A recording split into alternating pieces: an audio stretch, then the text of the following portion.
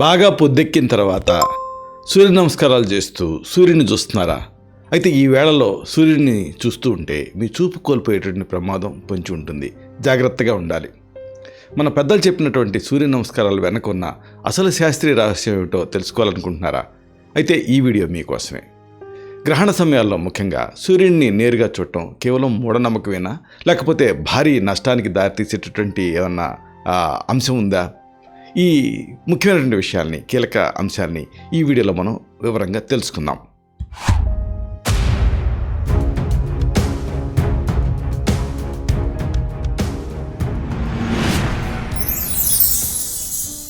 మిత్రులారా నమస్కారం.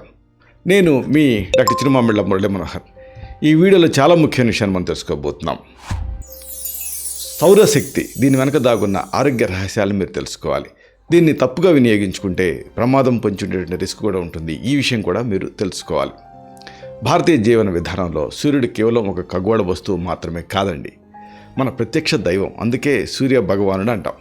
సకల జీవరాశికి ప్రాణాధారమైన శక్తినిచ్చేటటువంటి ఆదిత్యుని ఆరాధించడం మన సాంప్రదాయంలో అంతర్భాగం. అయితే ఇదే సమయంలో సూర్యుడి వైపు ఎప్పుడు చూడాలి, ఎప్పుడు చూడకూడదు అనే విషయం పైన మన పూర్వీకులు కొన్ని ఖచ్చితమైనటువంటి నియమాన్ని రూపొందించారు. ఈ నియమాల వెనక అద్భుతమైన శాస్త్రీయ కారణాలతో పాటు ఆయుర్వేద ఆరోగ్య సూత్రాలు కూడా దాగున్నాయి. నిర్దేశిత సమయాల్లో ఈ సూర్య దర్శనం చేసినప్పుడు కొన్ని ప్రమాదాలు ఉంటాయి, అలాగే కొన్ని అనుకూలతలు ఉంటాయి. అసలు ఏ సమయంలో సూర్యుని చూడాలి ఇది తెలుసుకోవాలి. మన సాంప్రదాయం ప్రకారంగా సూర్యోదయ వేళ అంటే ప్రభాత వేళ, సూర్యాస్తమయ సమయం అంటే ఇంకా మిట్ట మధ్యాహ్నం సూర్యుడి వైపు నేరుగా సూటిగా చూడటం మంచిది కాదు. ముఖ్యంగా సూర్యగ్రహణం, చంద్రగ్రహణం సమయాలలో ఆకాశం వైపు చూడటం అస్సలు చేయకూడని పని. ఇలాంటి సమయాలలో సూర్యుడి నుంచి బయటకు వచ్చేటువంటి ఆ కిరణాలు మన శరీర నిర్మాణాన్ని దెబ్బతీస్తాయి. ఈ కిరణాలు ఒకవేళ తీవ్రం అయ్యాయనుకోండి, ఆ తీవ్రత ఎక్కువ ఉందనుకోండి, అప్పుడు కంటి చూపు దెబ్బతినేటువంటి ప్రమాదం కూడా ఉంటుంది. అందుకే అలాంటి సమయాలలో సూర్యకిరణాల జోలికి వెళ్ళకపోవటమే మంచిది. సరే, మరి దీనికి సంబంధించి శాస్త్రీయ కారణాలు, అలాగే ఆధునిక విజ్ఞానం ఏమిటి, ఇది కూడా తెలుసుకోవటం అవసరం. ఆధునిక విజ్ఞాన శాస్త్రం ప్రకారంగా సూర్యుడి నుంచి బయటకు వచ్చేటటువంటి అల్ట్రావైలెట్ కిరణాలు కంటి లోపల ఉండేటువంటి రెటీనాని దెబ్బతీస్తాయి. దీన్నే వైద్య పరిభాషలో సోలార్ రెటినోపతి అని పిలుస్తారు. మిట్ట మధ్యాహ్నం సమయంలో సూర్యకిరణాల తీవ్రత గరిష్ట స్థాయిలో ఉంటుంది. అలాగే గ్రహణ సమయాలలో ఆకాశం చీకటిగా మారటం వల్ల మన కంటి పాప అంటే ప్యూపిల్ వెడల్పుగా మారుతుంది. ఆ సమయంలో అకస్మాత్తుగా బయటకు వచ్చేటువంటి తీవ్రమైన కిరణాలు కంటి లోపలికి సులభంగా ప్రవేశించి శాశ్వత అంధత్వానికి కారణం అవుతాయి. ఇది కేవలం కళ్ళకే కాకుండా శరీరంలోని కణజాలం పైన కూడా ప్రతికూల ప్రభావాన్ని చూపిస్తుంది. ఈ సందర్భంగా మరి ఆయుర్వేద దృక్పథం ఏమిటి, అలాగే ఈ కళను ఎలా రక్షించుకోవాలి, ఇది తెలుసుకోవటం అవసరం. ఆయుర్వేద శాస్త్ర ప్రకారంగా కళ్ళు ఆలోచక పిత్తం అధీనంలో ఉంటాయి. ఇది అగ్నితత్వానికి సంబంధించింది. సూర్యుడు కూడా అగ్ని స్వరూపుడే కదా.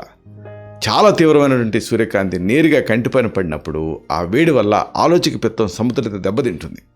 ఇది ఆ దృష్టి లోపాలని, కంటి మంటలని పెంచుతుంది. మన సాంప్రదాయంలో చెప్పిన సూర్య నమస్కారాలు లాంటి ప్రక్రియలు కూడా ఇక్కడ ముఖ్యమైన విషయం ఏంటంటే సూర్యోదయానికి ముందు ఉండేటటువంటి ఆ మృదువైన కాంతిలోనే చేయాలని సూచించారు. అతి ఉష్ణోగ్రత ఉండే సమయాలలో సూర్యుడికి ఎదురుగా ఉండటం వల్ల శరీరంలోని ఇన్ఫ్లమేషన్ పెరుగుతుంది అని ఆయుర్వేదం హెచ్చరిస్తుంది. సరే, మరి ఈ సందర్భంగా ఎలాంటి జాగ్రత్తలు తీసుకోవాలి, ఎలాంటి సూచనలు ఉన్నాయి, ఇది తెలుసుకోవడం అనేది అవసరం. నేత్ర ఆరోగ్యం విషయంలో అశ్రద్ధ ఎప్పుడు చేయకూడదు. గ్రహణ సమయాల్లో కానీ లేదా ఎండ తీవ్రంగా ఉన్నప్పుడు కానీ బయటికి వెళ్లాల్సి వస్తే నాణ్యమైన సన్ గ్లాసెస్ వాడటం గురించి మీరు ఆలోచించవచ్చు. కంటికి చలవ చేసేటటువంటి ఆహార పదార్థాలని మీ జీవనశైలిలో చేర్చుకోవటం వల్ల కంటి చూపు మెరుగుపడుతుంది. ధనియాలు, తర్వాత రోజ్ వాటరు, ఇంకా చందనాన్ని అరగదీసి ఆ నీళ్ళకి కలిపి తాగటం, అలాగే పచ్చకర్పూరాన్ని నీళ్ళలో చేర్చి తీసుకోవటం, ఇలాంటివి మన ఆచారాలు కేవలం నమ్మకాలు మాత్రమే కాదు, ఇవి ప్రకృతితోటి మమేకమై ఆరోగ్యంగా జీవించేటటువంటి మార్గాలు. ప్రకృతి వైపరీత్యాలు సంభవించినప్పుడు కానీ లేదా కిరణాల తీవ్రత ఎక్కువ ఉన్నప్పుడు కానీ ఎప్పుడు కూడా అప్రమత్తంగా ఉండాలి. చివరిగా ఒక ముఖ్యమైన మాటని మీకు మనవి చేయాలి.